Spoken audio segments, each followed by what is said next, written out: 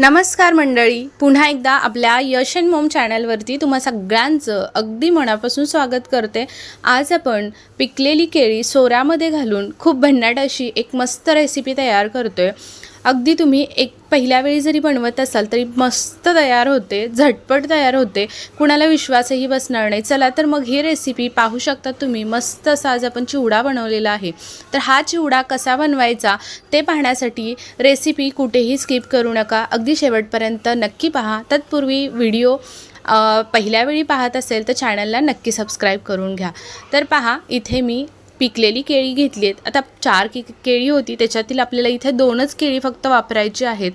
छान अशी कट करून घेतली आणि मिक्सरमधून छान एकदम असं बारीक याची बघा प्युरी बनवून घेतलेली आहे। जास्त वेळ आपल्याला ही प्युरी ठेवायची सुद्धा नाही, लगेच आपल्याला एका बाउलमध्ये काढून घ्यायची आहे।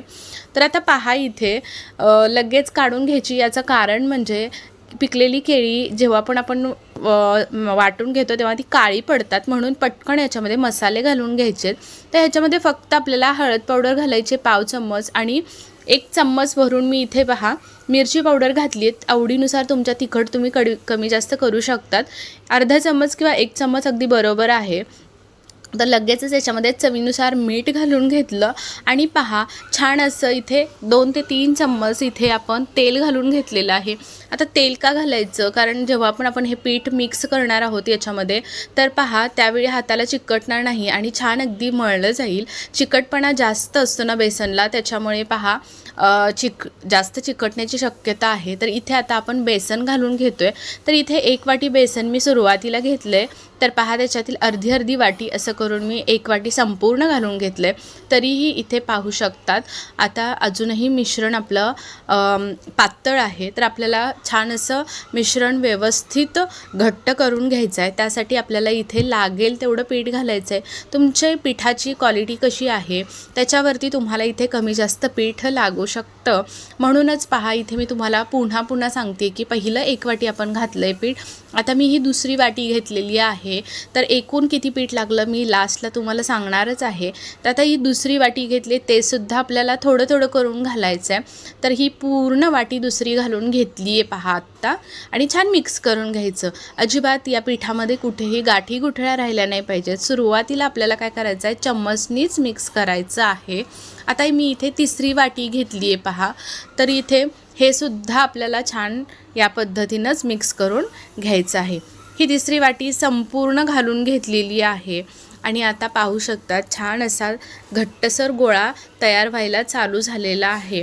तर मग यावेळी काय करायचं, चम्मच बाजूला काढायचा आणि हाताच्या मदतीने छान असं हे पीठ एकत्र करून घ्यायचं आहे।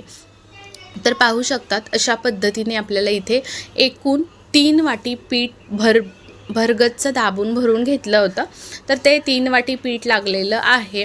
तर तुम्ही जितकं बसेल तितकं पीठ तुम्ही याच्यामध्ये घालू शकतात आणि छान असा गोळा मळून घेतला आणि तेल लावून साईडला एक 10 मिनिटासाठी ठेवून द्यायचा, जास्त लूज ठेवायचा नाही। तर पहा इथे काही जिन्नस घेतलेत, तर इथे मकाचा चिवडा जो असतो ना तो घेतला आहे, डाळवं घेतलं आहे, त्याच्यानंतर शेंगदाणे घेतलेत, कढीपत्ता, खोबरं आणि लसूण घेतलेलं आहे। आता क्वांटिटी तुमच्या आवडीनुसार तुम्ही इथे कमी जास्त करू शकतात। तर इथे पहा सुरुवातीला कडकडीत तेल गरम करून घ्यायचं आहे आपल्याला आणि लगेच तेल कडकडीत गरम झालं की त्याच्यामध्ये शेंगदाणे छान अगदी फुटेपर्यंत तळून घ्यायचे आहेत। आपण नेहमी ज्या पद्धतीने चिवडा बनवण्यासाठी शेंगदाणे अगदी कुरकुरीत होईपर्यंत फुटेपर्यंत तळून घेतो, अगदी त्या पद्धतीने इथे आपल्याला हे शेंगदाणे तळून घ्यायचे आहेत। बऱ्याच वेळा काय होतं, शेंगदाणे पटकन तेलामध्ये ना करपले जातात। मग अशा पद्धतीने काय करायचं, चाळणीवरती असे झाऱ्यावरतीच ठेवायचे, जेणेकरून आपल्याला पटकन उचलता येतात। ज्यावेळी आपण तेलामध्ये सर्व गोष्टी टाकतो ना तर उचलायला टाईम लागतो, मग तोपर्यंत ते जळून जातात किंवा मग काळ्या पडतात। तर अशा पद्धतीने पहा आपल्याला इथे शेंगदाणे तळून घेतल्यानंतर हा चिवडासुद्धा मस्त असं हे तळून घ्यायचं आहे अगदी कुरकुरीत होईपर्यंत, आणि सगळं आपल्याला हाय फ्लेमवरती तळून घ्यायचं आहे, मस्त कुरकुरीत होतं। तर आता पहा आपले जे खोबरं होतं ना, तर ते खोबरंसुद्धा मी इथे 1/2 वाटी इतकं खोबरं घेतलं आहे पहा, ते सुद्धा झाऱ्यावरतीच ठेवायचं आणि अशा पद्धतीनं हलवून तेलामध्ये छान असं अगदी व्यवस्थित हे खोबरं लाल होईपर्यंत भाजून घ्यायचं आहे. करपवायचं नाही, फक्त लाल होईपर्यंत छान भाजून घ्यायचं. खोबरं भाजत असताना मीडियम गॅसवरती भाजायचं, जेणेकरून छान कुरकुरीत होतं खोबरं. आता कढीपत्ता पुन्हा भाजत असताना आपल्याला काय करायचं आहे पहा, तेलामध्ये हाय फ्लेमवरती अगदी आवाज येईपर्यंत, खळखळ असं सळसळ आवाज येईपर्यंत छान कढीपत्ता कुरकुरीत करून घ्यायचा आहे. याच्याने काय होतं, आपला जो पदार्थ आहे बनणारा तो अगदी जास्त दिवस जरी राहिला तरीसुद्धा व्यवस्थित कुरकुरीत राहतो. त्याच्यामुळे सर्व जिन्नस व्यवस्थितच आपल्याला तळून घ्यायचे. डाळवंसुद्धा तळून घेतलं व्यवस्थित. त्याच्यानंतर इथे लसूण घेतला आहे, भरपूर असा लसूण मी इथे ठेचूनच घेतला आहे. लसूण ठेचून घ्या किंवा मग तुम्ही ओबडधोबड जे अख्ख्या पाकळ्यासहित घेतला ना तरीही चालू शकतं. लसूण तळून घेतला, सर्व जिन्नस काढून घेतले. लगेच सोऱ्या घ्यायचा आणि सोऱ्याकडे इथे पहा 2 चकत्या आज आपण इथे वापरणार आहोत. एक जी शेवची असते ती आणि एक जी पापडीची असते ती. तर अशा पद्धतीने सोऱ्याला पूर्ण तेल लावून घ्यायचं आणि सुरुवातीला आपण शेव पाडणार आहोत, त्याच्यामुळे शेवची चकती सुरुवातीला घालून घेतलेली आहे. तर आता काय करायचं आहे पहा, तेल लावून सर्व तयार करून घेतला सोऱ्या की लगेच पीठसुद्धा आपलं छान असं मस्त तयार झालं आहे बघा 10 मिनटामध्ये. आता छान मळून घ्यायचं, अशा पद्धतीनं गोळा करायचा आणि सोऱ्यामध्ये भरून घ्यायचा आहे. तर आता इथे पहा, मी थोडा सुरुवातीला जो घातला तो थोडासा कमी पडतो आहे, म्हणून मग अजून थोडंसं पीठ मी याच्यामध्ये वाढवलेलं आहे. आणि अशा पद्धतीनं छान असं आपल्याला सोऱ्या बंद करून घ्यायचं आहे. आणि त्याच तेलामध्ये आपल्याला काय करायचं आहे, हे सर्व शेव तळून घ्यायचे. आता एक गोष्ट म्हणजे शेव जेव्हा आपण तळायला घेतो ना, तर त्यावेळी काय करायचं आहे पहा, मीडियम फ्लेम ठेवायचे, हाय फ्लेम अजिबात ठेवायची नाही. तेल आपलं कडकडीत गरम असावं, पण मीडियम फ्लेमवरतीच आपल्याला शेव तळून घ्यायचे. आता इथे पाहू शकतात, शेव आपल्याला जेव्हा तेलामध्ये सोडतो त्यावेळी ना जास्त गर्दी करायची नाही, फक्त एकच वेळा घ्यायचा आहे आणि छान अशी सगळीकडे पसरून द्यायची आहे. हाताने तोडायची वरतून आणि छान व्यवस्थित पसरून द्यायची. जास्त सुरुवातीला झारा लावायचा नाही, अगदी व्यवस्थित भाजली गेली पाहिजे, कडक झाली पाहिजे, तेव्हा आपण अलटपलट करून दोन्ही बाजूनी छान भाजून घ्यायची. जास्तसुद्धा लाल करायची नाही, मग ती करपून जाईल. आणि मीडियम फ्लेमवरती भाजून घेतली की अगदी छान अगदी कुरकुरीत होते. त्यामुळे शक्यतो करून मीडियम फ्लेमवरती शेव भाजून घ्यायची. जेव्हा आपण शेव असेल किंवा आता पापडीची साचा आपण जी चकती आहे ती घातली आहे आणि अशा पद्धतीने पापडीसुद्धा व्यवस्थित पाडून घेतो आहे.